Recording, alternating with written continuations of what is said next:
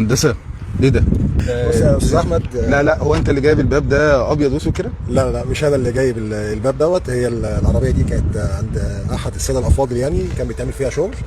وجات لنا عشان اشتغل فيها دهانات. تمام. بس في شويه كام ملحوظه كده بس هنعالجهم، وبعد كده هتخش الدهان ان شاء الله رب العالمين. حلو. انا شايف العربيه بقى فيها شغل في حتت انا بشوفها اللي هي جوهريه. تمام. اللي انا ممكن مهندس الفحص يحط القلم كده يقول لك يا باشا انت لجنه. كلام حضرتك مظبوط طبعا، بس مش في الحاله ديت. هقول لحضرتك ليه. احنا عندنا اهو الجزء ده هيتم معالجته، لكن الجزء ده فابريكا، فمهندس الفحص برضه مهندس فاهم، مفيش اي مشكله. لكن لو حضرتك عايز تشوف بقى حاجه تعمل مشكله، ما هو هنا برضه اهو. بص دي ما يعديهاش مهندس الفحص ابدا. دي حقيقه، ودي هيدخلها لجنه ده جزء من الاجزاء اللي احنا هنعالجها.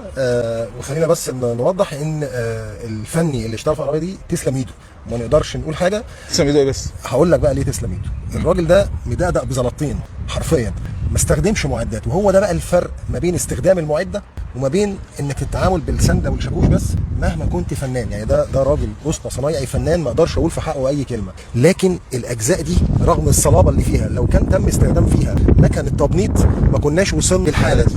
دي مكنه التبنيط. ده مكن التبنيط بالمعدات بتاعته، بجهاز الشفط، باستخدام الاجهزه. لو حاجات صغيره نقدر ان احنا بنحكمها من اتجاهين، ونقدر نسحب بالبي دي ار.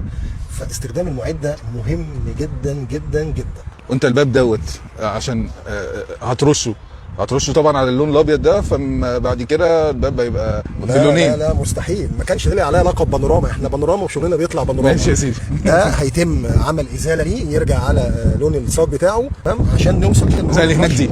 زي اللي هناك دي بالظبط. ودي ايه بقت حته نيكل قدام حضرتك ايه. باستخدام اجود انواع ايوه. العربيه دي كانت جايه لك جديده برضه. بالظبط. يعني العربيه دي كانت لسه برضه خارجه من عند بوهياجي او حاجه، وجايه لك تعدل، عايز يظبطها اكتر يعني. بالظبط. ودي الحمد لله رب العالمين، دي النتيجه اهي قدام حضرتك. صاج هو لسه هو الصاج لسه هتترش بقى، واتفرج عليها ان شاء الله بعد ما تخلص. هي دي الطريقه اللي احنا بنشتغل بيها ونوصل لاعلى النتائج. انت بس انت بيجي لك انا كده ما بشوفلكش حوادث كتير، يعني انا بشوف لك الشغل اللي جاي جديد اكتر من الحوادث. ربنا يبعد عننا شر الحوادث ويحافظ على الناس. امين يا رب. الشغل بتاعنا ربنا طبعا يجازي الناس كلها خير. كل واحد وليه طريقه في الشغل. الناس كلها ما شاء الله كويسه، بس احنا لينا طريقه شويه بتميزنا ازاي نطلع عربيه الفينش بتاعها فينش معرض.